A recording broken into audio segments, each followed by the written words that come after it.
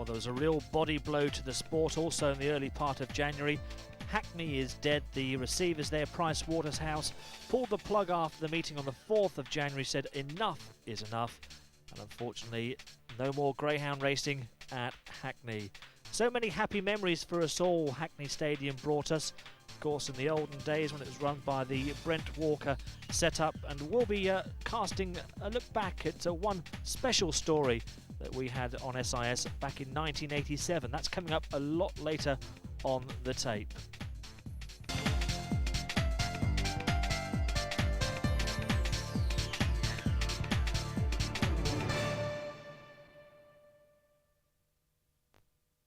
Well, racing at Hackney Stadium may be no more, but they can't erase the memories.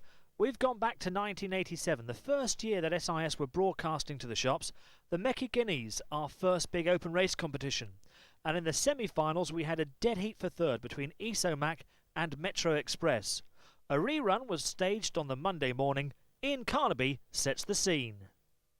Well, welcome back to Hackney. I really do wonder when Greyhound racing ever quite had centre stage on a Monday lunchtime before, but in just 5 or 6 minutes we certainly will be having this trial between Metro Express and Isomac in traps 2 and 5 respectively, to see who will indeed take that final place in the Mecca Guineas lineup for the final on Thursday afternoon. Well, with me, my first guest is Michael Marks, the racing manager here at Hackney. Michael, we've been wondering whether this has ever happened before. It's come as quite a surprise, but I must say, as an outsider, it seems fairer than flipping a coin. Yes, I think it is fairer. As to whether it's ever happened before, no one can actually remember that, but someone might just come up with something. But I think it's fair. It's, after all, if you've got a dog who you think is capable of winning a final, then you want him to be there on merit and not lose your chance in a toss-up. Yes, I think that's what most unbiased punters would say. Obviously, if it comes down the right side on the coin, you're happy.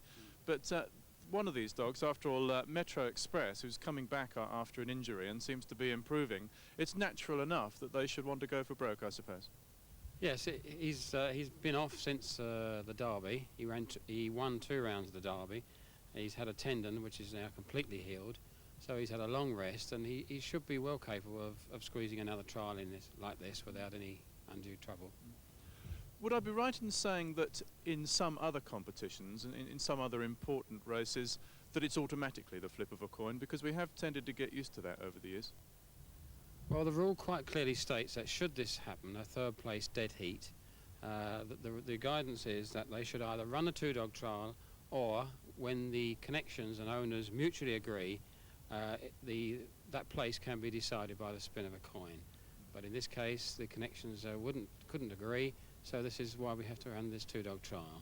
But there is a provision that you can put in a special condition in a race that if it should happen, then a spin of a coin must decide it. So maybe in the future we will do it that way. Can you give me some idea about what it's meant here at Hackney? How many people you've suddenly got to call in? Is it a major change of arrangements?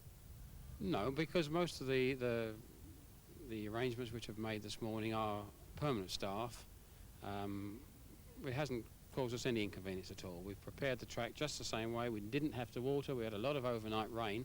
Might make the going a bit softer than it was on Saturday, but the track staff, chromatography will be done, tested tomorrow. Nothing else. Photo finish we've put in operation, all done by permanent staff.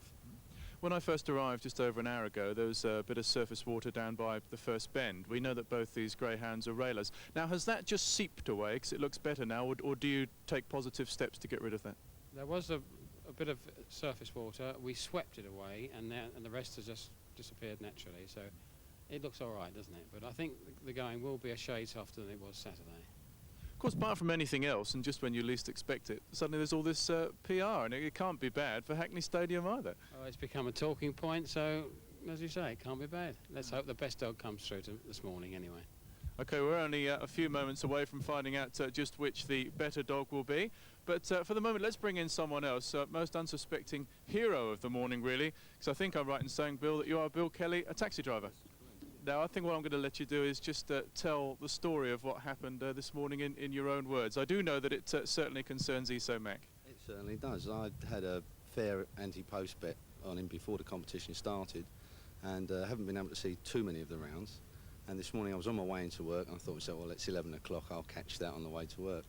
And fingers crossed that he obliges. And I was driving in and traffic was shocking and I was cursing my luck. I'm saying, well, I've probably lost my money and I'm not even going to see it go down. So I was rather annoyed with myself, sitting in nothing I could do in this traffic, and I'm coming down quite near Lake Norrience football ground, and I saw a car on the side with the Greyhound stickers on the back. And I thought someone was getting out and looking rather agitated, and it was Jackie, the trainer's wife. And right. I thought, well, it's someone going to Hackney, I'll just give them a lift anyway. You know, I'm going there, I'll probably miss the trial anyway. And as fortunate, Iso Mac sitting in the back of the car had broken down, and she said to me, please, can you get me to Hackney? I said, I definitely can. I said, my money's depending on it, let's go. And we arrived late, unfortunately, but fortunately for me, I still get to see the trial, win or lose. I was going to say, if you put this in a film script on the West End stage, people would say rubbish, they tear the programme up. But it's an amazing coincidence. Can I ask what price you backed him at? I took 75 to 1. I also backed a couple of other dogs in the race, the entire final, but they've all been knocked out. So he's my least option, but the best chance I've got now. So it was strange, you know, and one of the boys was just saying that the losing runner this morning may well qualify if the other one can't make the final. He said, well, this will make a feature film now if the winner goes lame and the other one makes the final. But hopefully Iso Mac will do it. Well, that's right. From your point of view, obviously that's true. I must remain strictly neutral, like most people around here. But the greyhound experts, the people who sort of write about it, watch it every day, are saying he's had a bit of a hard time of it lately, and a lot of races in a short space of time compared with the other one. Sure, I think also maybe a hard race last time with getting what would not have been considered the right track for him. But today, I think he can lead the other one up, and he might just lead him a merry dance. The ground's a bit soft, he might kick it up at him, so fingers crossed. If I lose my money, I'll lose it. Well, well done for your sterling efforts. You're not going to charge the £8 fare then? No, I won't. I'll put that on the account if it gets beat. Okay. Thanks, Well, the mate. very best of luck. Now, we have just got time also to call in someone even more closely concerned with Iso Mac, who's about to go in trap 5, and that's Ginger McGee from the Fred Wiseman yard. Ginger, you'd have been quite happy. You come in towards me a bit so they can see you. You'd have been quite happy if it had been settled on the spin of a coin, I think. Yeah, definitely. As a dog, he's had a hard season. Like the other dog's a fresh dog, and I didn't need this. Like that'll be 5 runs in the course of 11 days for the little dog. You don't get 4.84 like the best of times, you know. But I expect him to bang away in front here and steal a lead. And I've got another one in the final anyway, Woodman. So yes. Woodman very impressive on Saturday morning. yes, and I've got him through to the final. So he's going to take all the beating anyway if this one goes out. So just briefly, because they are about to go in the box, is it more or less stopped you in your tracks when suddenly the connections of the other dog said, no, thank you, we'll have the trial? It did. I was disappointed about that. I was spinning a coin, and that's it. Well, who's to know how it'll work out? It's all going to be decided in very few seconds from now. As you can see behind me there, they are going in the traps. This trial, very nearly unique in the annals of greyhound racing history. They'll shortly be off. Let's pick them up with Errol Blythe.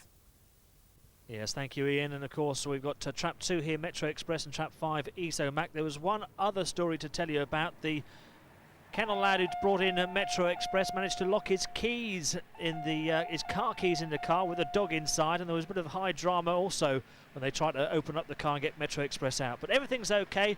Iso Mac in 5, Metro Express in 2. Let's get ready for this trial race again. And away we go, racing up towards the first bend of 5. Iso Mac is fast away from 2, Metro Express, and as expected, Iso Mac leads them into the first bend. Trap 2, Metro Express just had to check in behind off the second bend, so as they head down the far side, it's still 5. Iso Mac leading the way here by 2 lengths. Metro Express will start to close now as they come round that second last bend. It's still Iso Mac out in front. Metro Express is trying to close. They come off the final bend. It's Iso Mac, Metro Express just challenging now on the far side. It's Iso Mac and Metro Express. It could be another photo finish between Iso Mac and Metro Express. Iso Mac's got it for me on this occasion, but what a race we've had there. In the end, Iso Mac's probably won it by a short head, maybe a head in the end. Well, what a story that was. In the end, it went to Iso Mac. He lined up in the final of the Mecca Guineas for 1987.